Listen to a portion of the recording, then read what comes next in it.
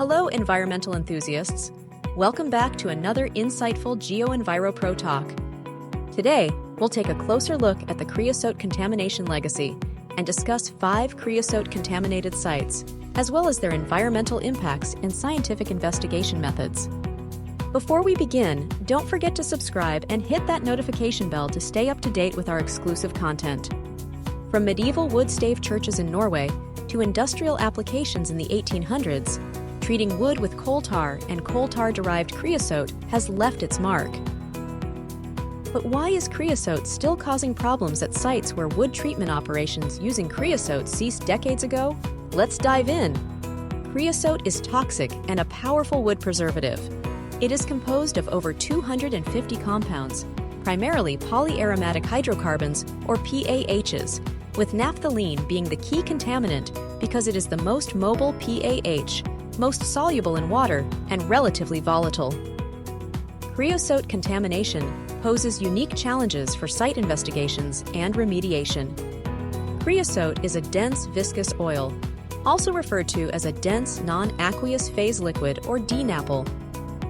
Its density causes it to sink below the water table, where it can become trapped in soil pores or pools on fine soil strata deep below the ground surface. This leads to unpredictable migration pathways, complicating site investigations and remediation. The 5 creosote-contaminated sites discussed in the webinar all had historical wood treatment operations. Various innovative investigation techniques were employed, including the Waterloo profiler to define the depth and thickness of the groundwater plume, ultraviolet-induced fluorescence to profile the creosote DNAPL in soil, and the modified cron sampler to obtain groundwater samples below the river bottom and define the plume discharge zone. Environmental and human health risks were assessed at each of the sites. Toxicity reference values, TRVs, were derived from literature and lab toxicity studies that assessed sensitivities to different compounds. TRVs were used to determine site-specific contaminant concentration standards that would protect the aquatic environment, rather than relying solely on generic guidelines.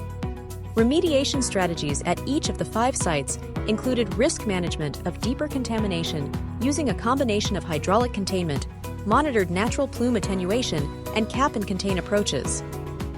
Thank you for joining us on this journey through the creosote legacy. This summary just scratches the surface of all that was covered during the full-length webinar.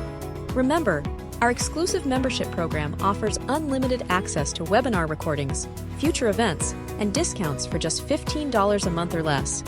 Stay tuned for more engaging talks, and until next time, keep exploring the world of environmental science with GeoEnviroPro. Don't forget to like, share, and subscribe for more videos.